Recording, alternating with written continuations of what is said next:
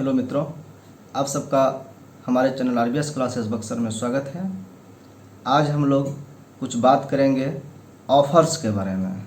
हम लोग ऑफ़र के ज़माने में जी रहे हैं और मार्केटिंग में जहां पर ऑफ़र मिलता है हम वहीं पर जाना पसंद करते हैं। हम उसी चीज़ को ख़रीदना प्रेफर करते हैं।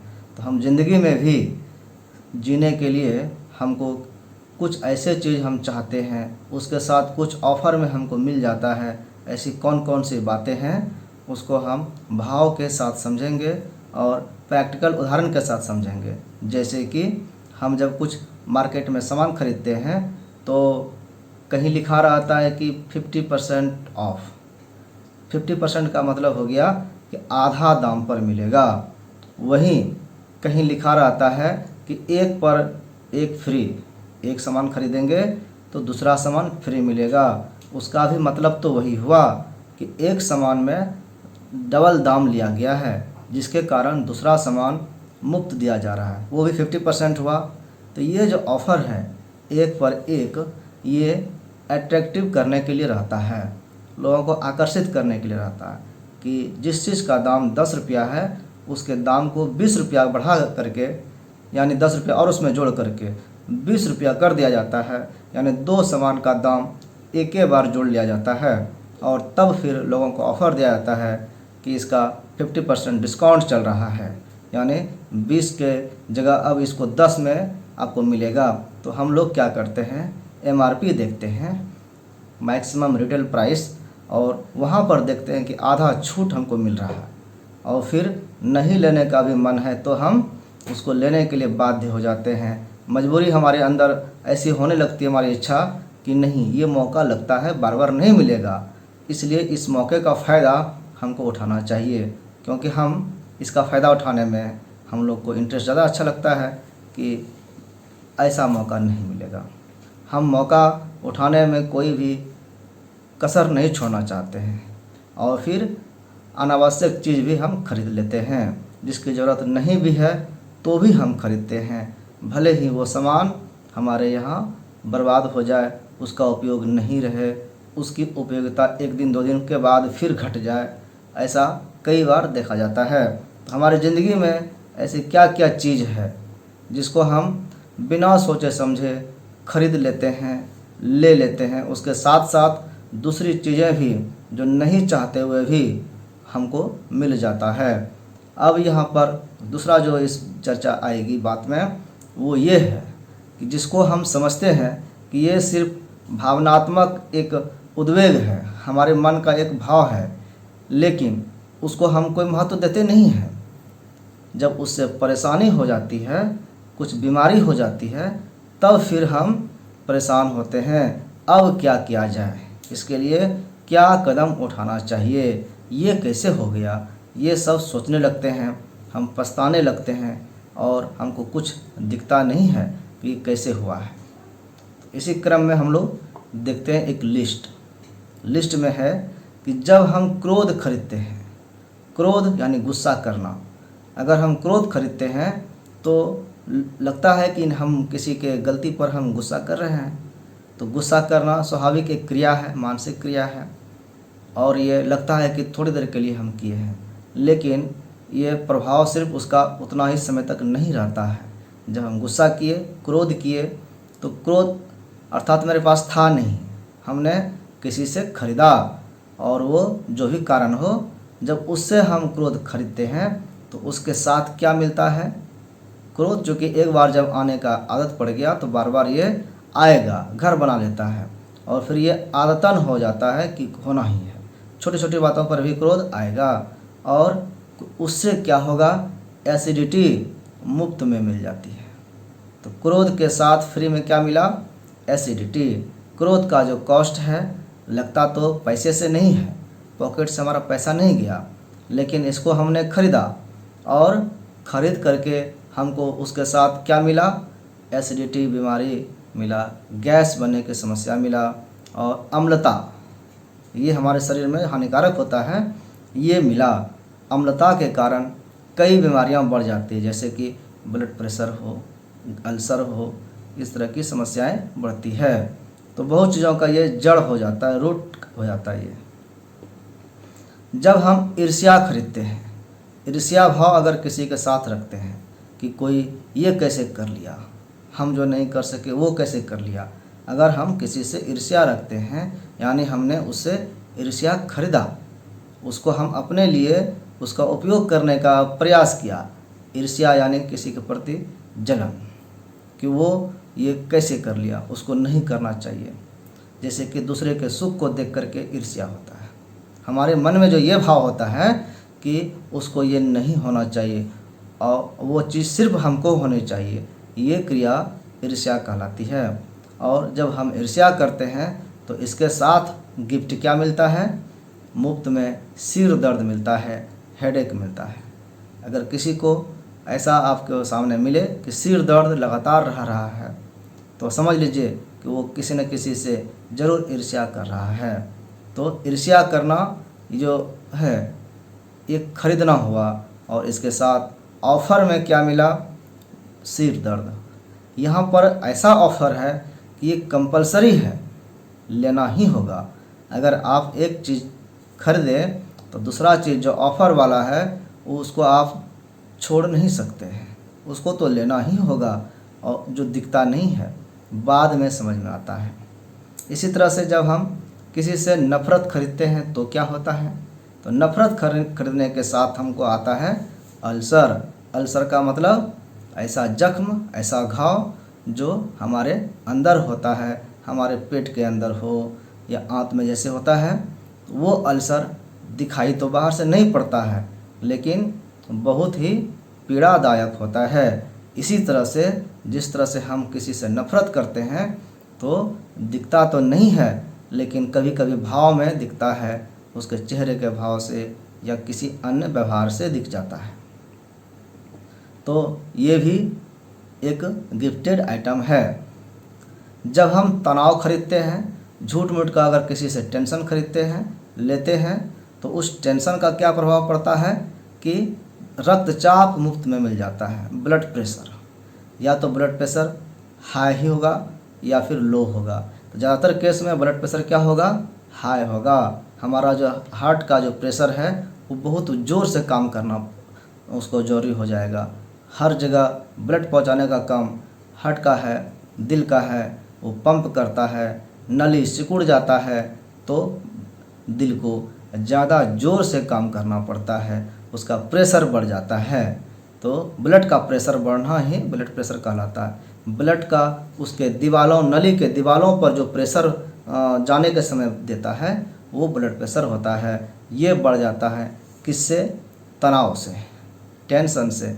अगर हम टेंशन लेते हैं, दिमाग पर ऐसे जोर डाले हुए हैं तो ये जोर हार्ट पर एक्टिव क्रिया करता है, वहाँ पर ब्लड प्रेशर बढ़ाने में उसका उपयोग करता है।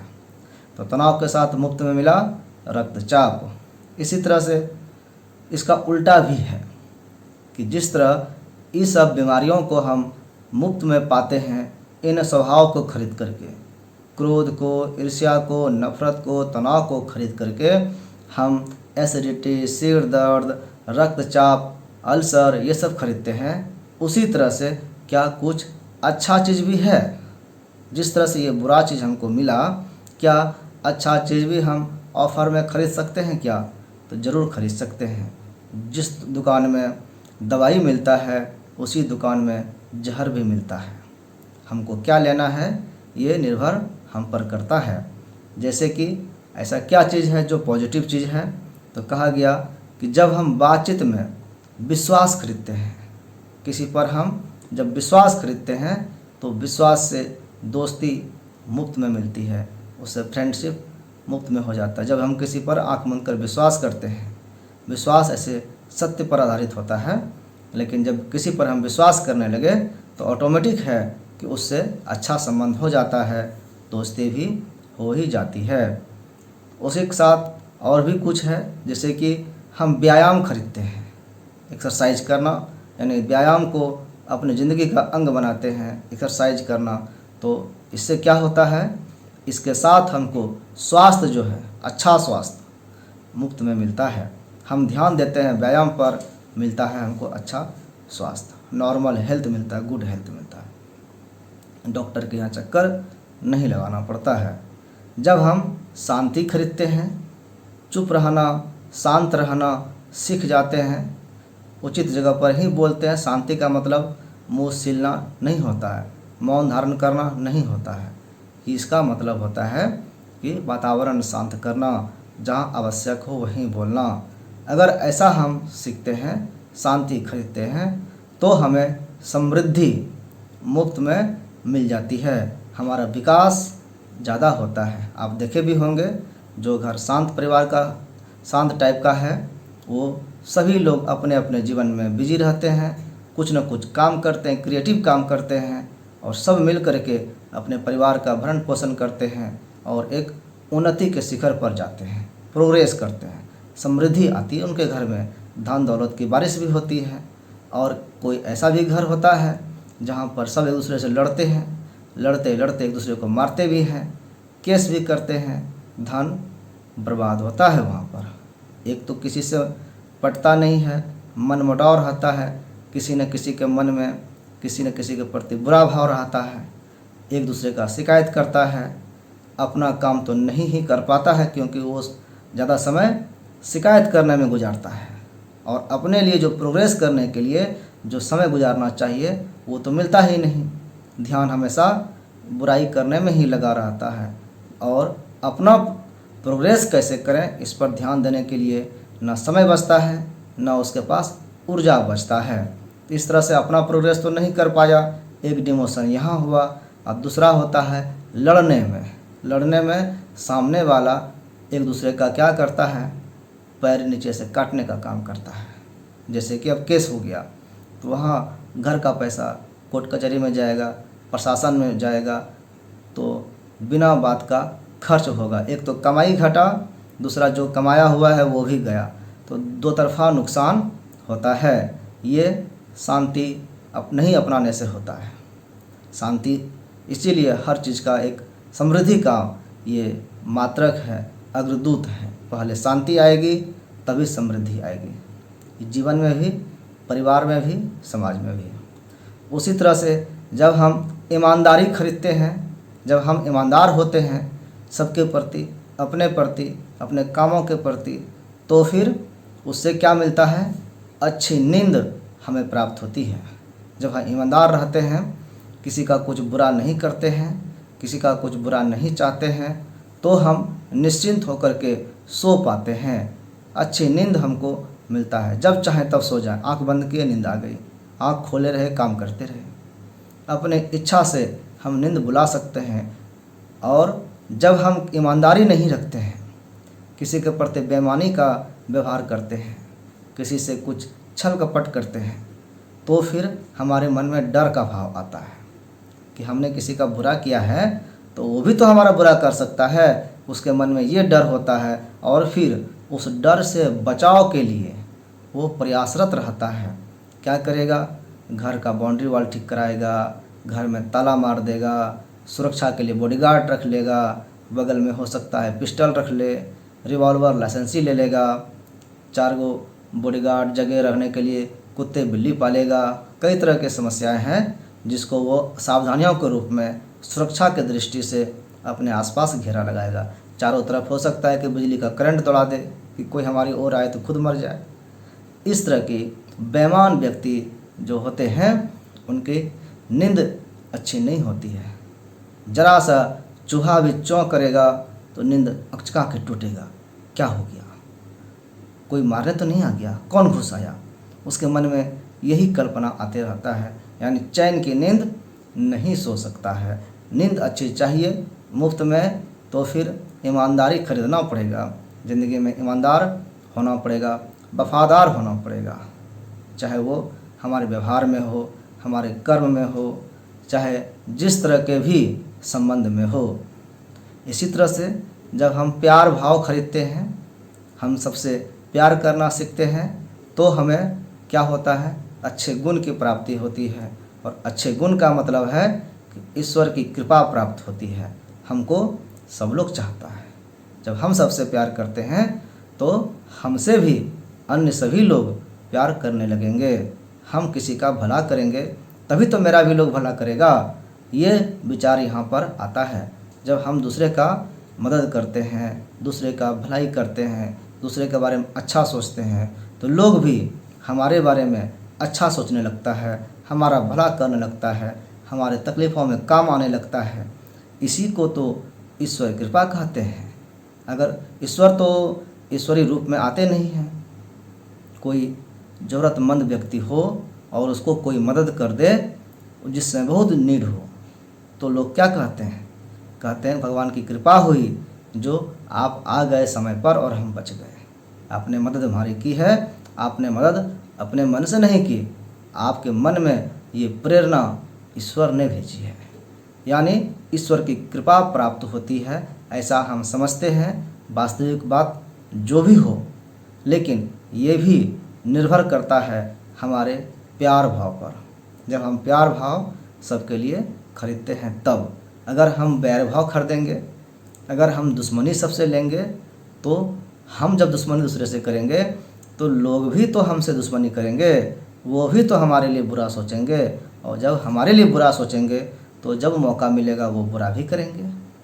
तब हम कहेंगे कि ईश्वर हम पर ध्यान नहीं देता है, भगवान आँख मूंद लिया है हमारी ओर, हम हमारे ओर से मुँह फेर लिए हैं, हमारी कोई मदद नहीं करता है, हमारे लिए सभी दुश्मन बने हुए हैं।